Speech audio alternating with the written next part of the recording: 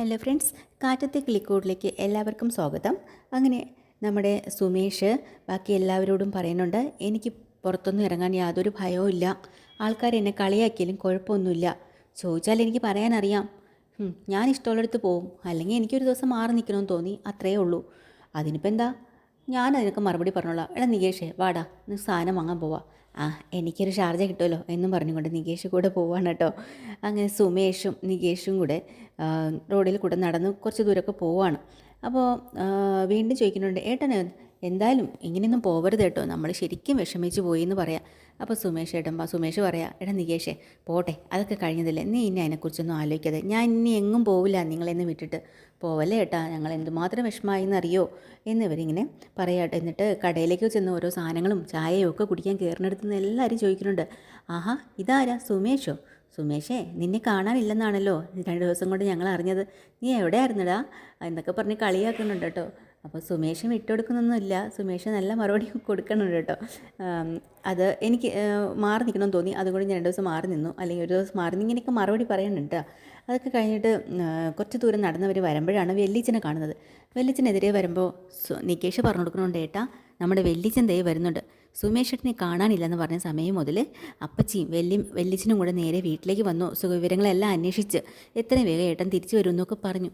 ആഹാ എടാ, എന്നെ അത്ഭുതപ്പെടുത്തിയത് നിങ്ങളെല്ലാവരും ഞാൻ പോയപ്പോൾ അന്വേഷിച്ചു വിഷമിച്ചു ഒക്കെയാണ്. അതിനേക്കാളൊക്കെ അത്ഭുതപ്പെടുത്തിയത് ഈ വെല്ലിച്ചനൊക്കെ വീട്ടിൽ വന്നില്ലേ, അതാണ്. അവർക്ക് നമ്മളോട് സ്നേഹമുണ്ടല്ലേ. എന്തായാലും കുഴപ്പമില്ല, എന്തായാലും വരുമല്ലേ, ഞാൻ പോയി ഒന്ന് വെല്ലിച്ചനോട് ഒരു താങ്ക്സ് പറയാം എന്നും പറഞ്ഞുകൊണ്ട് സുമേഷ് നേരെ അങ്ങോട്ട് പോവാട്ടോ. നമുക്കിനി മിണ്ടാതിരിക്കണ്ടല്ലോ പറഞ്ഞു വെല്ലിച്ചെന്ന് വിളിക്കുകയാണ്. എതിരെ വന്ന വെല്ലിച്ചൻ മൈൻഡ് ചെയ്യാതൊരു പോക്ക്. ഇങ്ങനെന്താ ഇങ്ങനെ മൈൻഡ് ചെയ്യാതെ പോണേ, നമ്മളെ വീട്ടിൽ വന്ന് സംസാരിച്ചതല്ലേ, വെല്ലിച്ചാന്ന് കുറേ വിളിക്കുമ്പോൾ അയാളൊന്ന് നിൽക്കുകയാണ് കേട്ടോ. എന്താ വെല്ലിച്ച, കണ്ടിട്ടും വിളിച്ചിട്ടൊന്നും മൈൻഡ് ചെയ്യാതെ പോകുന്നത്? എന്തായാലും ഞാൻ ഇപ്പോൾ വിളിച്ചത് വേറൊന്നിനുമല്ല, ഞാൻ എന്നെ കാണാനില്ല എന്ന് പറഞ്ഞ സമയം മുതലേ വെല്ലിച്ചനും അപ്പച്ചിയും കൂടെ വീട്ടിൽ വന്നല്ലോ, വലിയ സന്തോഷമായി. എന്തായാലും എത്രയൊക്കെ വൈരാഗ്യവും വിരോധമൊക്കെ ഉണ്ട്, വഴക്കാണെങ്കിലും ഒരു വിഷമഘട്ടത്തിൽ എൻ്റെ അനിയന്മാർക്ക് താങ്ങായിട്ട് നിങ്ങൾ വന്നല്ലോ എന്ന് പറയാം കേട്ടോ. ഉടനെ അയാൾ പറഞ്ഞിട്ടുണ്ട്, അതെ അത് അങ്ങനെ ഒരു സാഹചര്യം വന്നപ്പോൾ വന്നു, കാര്യങ്ങൾ അന്വേഷിച്ചു എന്നുള്ളതേ ഉള്ളൂ എന്നും പറഞ്ഞ് നിങ്ങളോടൊന്നും എനിക്കങ്ങ് സ്നേഹം വഴിഞ്ഞൊഴുകണമെന്നൊന്നും വിചാരിക്കണ്ട കേട്ടോ, എനിക്ക് അങ്ങനെയൊന്നും ഇല്ല. പറഞ്ഞ ഇനി ഇതിൻ്റെ പേരും പറഞ്ഞ് കൂടുതലങ്ങ് സ്നേഹം ചമയാണെന്ന് ഇങ്ങോട്ട് വന്നേക്കല്ലേ എന്നും പറഞ്ഞുകൊണ്ട് വെല്ലിച്ച നടന്ന് പോവാട്ടോ. അപ്പോൾ തന്നെ നികേഷിനും സുമേഷിനും കൂടെ ഇയാളിതെന്താ അയ്യേ കൊള്ളാം, നല്ല സ്വഭാവം, എന്തായാലും ഒന്നുകൂടെ ചോദിക്കാം. വെല്ലിച്ച ഒരു കാര്യം തന്നെ, എനിക്കൊരു കാര്യം ചോദിക്കാനുണ്ടെന്ന് സുമേഷ്. ഇനി എന്താ? അതല്ലെന്നേ, കുറച്ച് ജ്യോത്സ്യന്മാരെയൊക്കെ വീട്ടിൽ വിളിച്ചിട്ട് വന്നിട്ടുണ്ടായിരുന്നു സുധീഷ് എൻ്റെ ജാതകം നോക്കാൻ വേണ്ടിയിട്ടേ. അപ്പോൾ ആ ജാതകപ്രകാരം എല്ലാവരും നല്ലത് തന്നെയാണ് പറഞ്ഞു, പലരും പല അഭിപ്രായങ്ങൾ പറഞ്ഞു. പക്ഷേ എല്ലാവരും പറഞ്ഞൊരു കാര്യം ഉണ്ടായിരുന്നേ, കുടുംബക്ഷേത്രത്തിൽ പോകണം, പൂജകൾ നടത്തണം, വഴിപാട് നടത്തണമെന്ന്. വെല്ലിച്ച നമ്മുടെ കുടുംബക്ഷേത്രം ഏതാണെന്നൊന്ന് പറയൂ, അച്ഛനോട് ചോദിച്ചിട്ട് പറഞ്ഞു തരുന്നില്ല. എന്തിനാണ് ഇനി അവിടെയും കൂടെ പോയി എല്ലാം കൂടെ കൈക്കലാക്കാനാണല്ലേ? അങ്ങനെ കുടുംബക്ഷേത്രത്തിൽ വന്ന് പൂജയും വഴിപാടും എല്ലാം കഴിപ്പിച്ച് ബാക്കിയുള്ളതും കൂടെ അങ്ങനെ സ്വന്തമായിട്ട് കൈപ്പിടിയിലാക്കാമെന്ന് ആരും വിചാരിക്കണ്ട, ഞാൻ പറഞ്ഞു തരത്തില്ല, പോയാൽ നിൻ്റെയൊക്കെ ജോലി നോക്കിയെന്നും പറഞ്ഞുകൊണ്ട് വെല്ലിച്ചൻ അങ്ങോട്ട് പോവാം. അപ്പം നികേഷ് പറഞ്ഞിട്ടുണ്ട്, ഏട്ടാ ഇവർ വീട്ടിൽ വന്ന് നമ്മുടെ സുഖവിവരങ്ങൾ അന്വേഷിച്ച് ശരിക്കും നമ്മളോടുള്ള സ്നേഹം കൊണ്ടൊന്നും അല്ല, ഏട്ടൻ പോയതിൻ്റെ സന്തോഷം കൊണ്ടായിരിക്കും. ഏട്ടൻ വീട്ടിലില്ലായിരുന്നാൽ ആ വീട് എത്രയും വേഗം അടിച്ചു മാറ്റാൻ പറ്റുമല്ലോ. ഇപ്പം തന്നെ കണ്ടില്ലേ കുടുംബക്ഷേത്രത്തിൻ്റെ കാര്യം ചോദിച്ചപ്പോൾ അയാൾ പറഞ്ഞത്. ഓരോന്നിൻ്റെ മനസ്സിലിരിപ്പ് കണ്ടില്ലേ, ഒന്നും മനസ്സിലാക്കാൻ പറ്റുന്നില്ലല്ലോടാന്ന് ഇവരിങ്ങനെ പറഞ്ഞിട്ട് തിരിച്ചു പോവാണ് കേട്ടോ. അതെല്ലാം കഴിഞ്ഞ് സൈറ്റിലേക്ക് ചെല്ലാണ് നമ്മുടെ സുമേഷ്. അന്നേരം ചാന്ദിനിയും പയ്യായും കൂടെ ചെറുതായിട്ടൊന്ന് സംസാരം ആവുന്നുണ്ട് കേട്ടോ. ചാന്ദിനി കരയുന്നുണ്ട്, പയ്യ ദേഷ്യപ്പെടുന്നുണ്ട്. ഇത് കേട്ടും കൊണ്ട് സുമേഷ് അങ്ങോട്ട് ചെന്നിട്ട് കാര്യം അന്വേഷിക്കുകയാണ്. അപ്പോൾ ആ കൊച്ചു കരഞ്ഞും കൊണ്ട് ഹിന്ദിയിൽ കുറേ കാര്യങ്ങൾ അങ്ങ് പറയാൻ കേട്ടോ. അപ്പോൾ പയ്യ അത് ട്രാൻസ്ലേറ്റ് ചെയ്ത് കൊടുക്കുന്നുണ്ട്. വേറൊന്നുമല്ല, നാട്ടിൽ ഇവൾക്ക് ഒരു കല്യാണം ആലോചിച്ച് വെച്ചേക്കാണ്. അവരുടെ ഒരു മുറച്ചെറുക്കൻ തന്നെയാണ്. പക്ഷേ അവൾക്കത് ഇഷ്ടമല്ല. അതെന്താ ചാന്ദിനി ഇഷ്ടമല്ലാത്തതെന്ന് ചോദിക്കുക. അവൻ അഴിക്കുകയാണ്, ഗുണ്ടയാണ്, പിന്നെ അവർക്ക് ഇഷ്ടം പോലെ പണവും സ്വത്തും ഒക്കെ ഉണ്ട്, അത് മാത്രം മതി അമ്മയ്ക്കും അച്ഛനും ഒക്കെ.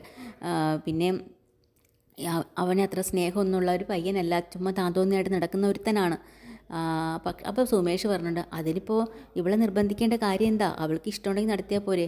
അയ്യോ എൻ്റെ ഭയ്യ, അതൊക്കെ ഈ നാട്ടിലാണ്, അവിടെയൊന്നും അങ്ങനെയല്ല, അവർ തീരുമാനിക്കുന്നത് അതിൽ തല വെച്ച് കൊടുക്കണം, അതാണ് പെണ്ണുങ്ങളുടെ രീതി. ഇവിടെയൊക്കെ ആണെങ്കിൽ അങ്ങനെയല്ല, സ്ത്രീകൾക്ക് താല്പര്യമുണ്ടെങ്കിൽ മാത്രമാണ് മുന്നോട്ട് കല്യാണം കഴിക്കാൻ പറ്റുള്ളൂ. അത് ശരിയാ, പിന്നെ എൻ്റെ ഭയം അതൊന്നുമല്ല, അവരിവിടെ വരും, അതെങ്ങനെയാണ് ഇവളിവിടെ ഉണ്ടെന്ന് അറിഞ്ഞത്? അല്ലെന്നേ, ഇവിടുന്ന് നാട്ടിലൊക്കെ തിരിച്ച് ലീവിന് പോകുന്നവരുണ്ടല്ലോ, നമ്മുടെ നാട്ടിൽ നിന്ന് വന്നവർ. അവരോട് ചോദിക്കും, പറഞ്ഞു കൊടുക്കുമല്ലോ ഇവളിപ്പോൾ എൻ്റെ കൂടെ ഉണ്ടെന്ന്. അങ്ങനെ ഇവിടെ വന്നു കഴിഞ്ഞാലേ ഇവളെ പിടിച്ചുകൊണ്ട് പോവും, അത് ഉറപ്പാണ്. ഇവളോട്ട് സമ്മതിക്കുകയില്ല. ഇപ്പോൾ ചാന്ദിനി കരഞ്ഞും കൊണ്ട് പൊട്ടി കരഞ്ഞിട്ട് പറയാം, ഞാൻ അങ്ങനെയാണെങ്കിൽ മരിച്ചു കളയുമെന്ന് പറയാം കേട്ടോ. അതേക്കും സുമേഷ് പറഞ്ഞാൽ അങ്ങനെയൊന്നും ചിന്തിക്കരുത്, പേടിക്കേണ്ട ആവശ്യമില്ല.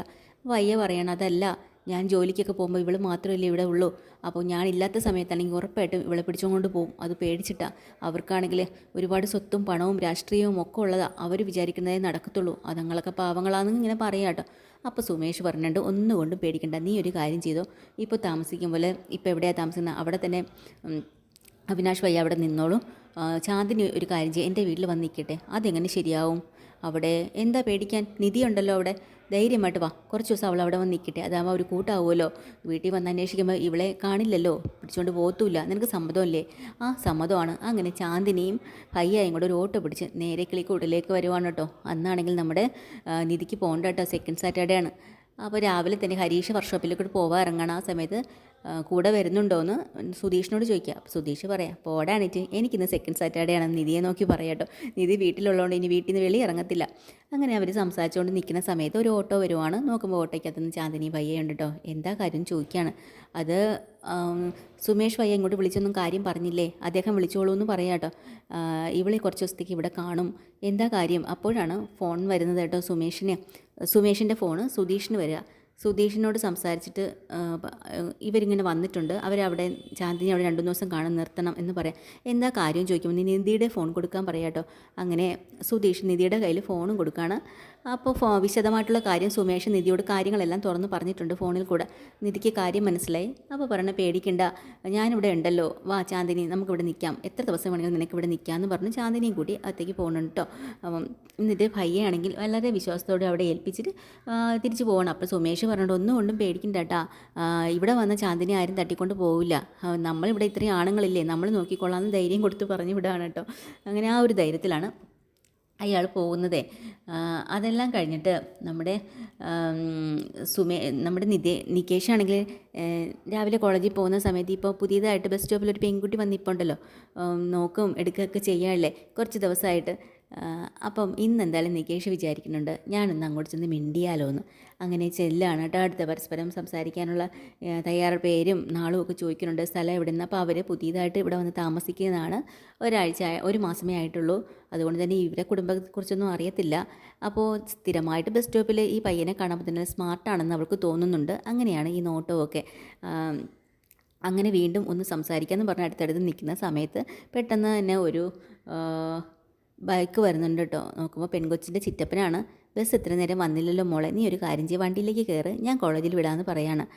അപ്പോൾ നമ്മൾ നികേഷ് പറയാനുണ്ട്. അല്ല നികേഷ് ഇങ്ങനെ നോക്കി നിൽക്കുമ്പോഴത്തേക്ക് പെൺകുട്ടി വേണ്ട ചിറ്റപ്പ ഞാൻ ബസ്സിൽ വന്നോളാമെന്ന് പറയാം. അത് വേണ്ട നീ കയറിക്കുമെന്നും പറഞ്ഞും കൊണ്ട് കൊച്ചിനെ വിളിച്ചും കൊണ്ട് പോവാട്ടോ. അത് കാണുമ്പോൾ നികേഷിന് ചെറിയൊരു വിഷമമൊക്കെ തോന്നുന്നുണ്ട്, ദേഷ്യം വരുന്നുണ്ട് കേട്ടോ.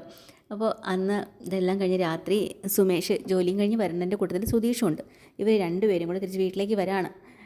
അന്നേരം തന്നെ ഈ ചാന്ദിനിയുടെ കാര്യങ്ങൾ ഇങ്ങനെ പറഞ്ഞുകൊണ്ട് വരുമ്പോഴത്തേക്കിനും കൃത്യമായിട്ടുള്ള കഥ, ചാന്ദിനിയുടെ എന്താണ് ഈ പ്രശ്നം എന്നുള്ള കാര്യം പറഞ്ഞു കൊടുക്കാനായിട്ട് സുധീഷിനോട്, ഈയിടെ അത് വേറൊന്നുമല്ല, അവളുടെ നാട്ടിൽ ചെറുപ്പക്കാരനായിട്ട് കല്യാണം ആലോചിച്ചിട്ടുണ്ട്, അവർക്ക് അത് ഇഷ്ടമല്ല, അവന്മാരൊരു തരികിടയാണ്, അവന്മാരിവിടെ വന്ന് അവളെ പിടിച്ചുകൊണ്ട് പോകുന്നുള്ള പേടി കൊണ്ടാണ്. അപ്പോൾ അതുകൊണ്ടാണ് ഞാൻ ഇവളെ മാത്രമായിട്ട് ഇവിടെ നിർത്താമെന്ന് ഞാൻ വിചാരിച്ചത് കേട്ടോ, അല്ലാതെ വേറൊന്നുമല്ല. അപ്പം തന്നെ സുധീഷ് സുമേഷിനോട് ചോദിക്കുന്നുണ്ട്, ഏട്ടന് ചെറുതായിട്ട് ആ കുട്ടിയുടെ ഒരു സോഫ്റ്റ് കോർണർ ഇല്ലേ, ഒരു ഇഷ്ടമില്ലെന്ന് ചോദിക്കുക. പോടാണിച്ച്, എനിക്കതിനൊരു അനിയത്തി കുട്ടിയെ പോലെ തന്നെ. കാണുന്ന പെണ്ണുങ്ങളെല്ലാം അനിയത്തിയായിട്ട് കണ്ടാലേ എങ്ങനെയാണ് നിങ്ങളിങ്ങനെ ജീവിക്കാൻ പറ്റുക? നമ്മൾ സ്കൂളിൽ പഠിച്ചതല്ലേ, എല്ലാ ഭാരതീയമാരെല്ലാം നമ്മൾ സഹോദരന്മാരാണ്. അത് അപ്പോഴങ്ങ് കളഞ്ഞേക്കണം. പിന്നെ അത് കഴിഞ്ഞ് ജീവിതത്തിലേക്ക് വരുമ്പോഴത്തേക്കും ഒന്നുമല്ല, റോഡിൽ കൂടെ പോകുന്ന ഒരു പെൺകൊച്ചിനെ കണ്ടു കഴിഞ്ഞാൽ നിങ്ങളത് സഹോദരിയായിട്ട് കാണോ? എന്താ കണ്ടാൽ ഒരു കുഴപ്പമില്ല, ഇങ്ങനെ പോയാൽ നന്നായിരിക്കും. നിങ്ങളവിടെ നോക്കത്തില്ലേ? നോക്കും. എന്താ വെറുതെ ഒന്ന് നോക്കില്ല, എന്താ കുഴപ്പം? അല്ല, ഒന്ന് സൈറ്റ് അടിക്കുമ്പോൾ പോടാണീറ്റ്, നിന്നെ ഞാനിപ്പോൾ ശരിയാക്കും, മര്യാദയ്ക്ക് വടാന്ന് പറഞ്ഞുകൊണ്ട് സുമേഷിനെ കരുതി ഒരു കൊട്ടും വാങ്ങി ഒരു രണ്ടും കൂടെ നേരെ വീട്ടിലേക്ക് ചെല്ലാത്ത എപ്പിസോഡ് ഡീറ്റെയിൽഡ് എപ്പിസോഡ് വീണ്ടും വരാൻ. ചാനൽ ഇഷ്ടമായി ലൈക്ക് ചെയ്യുക, സബ്സ്ക്രൈബ് ചെയ്യുക. Thank you.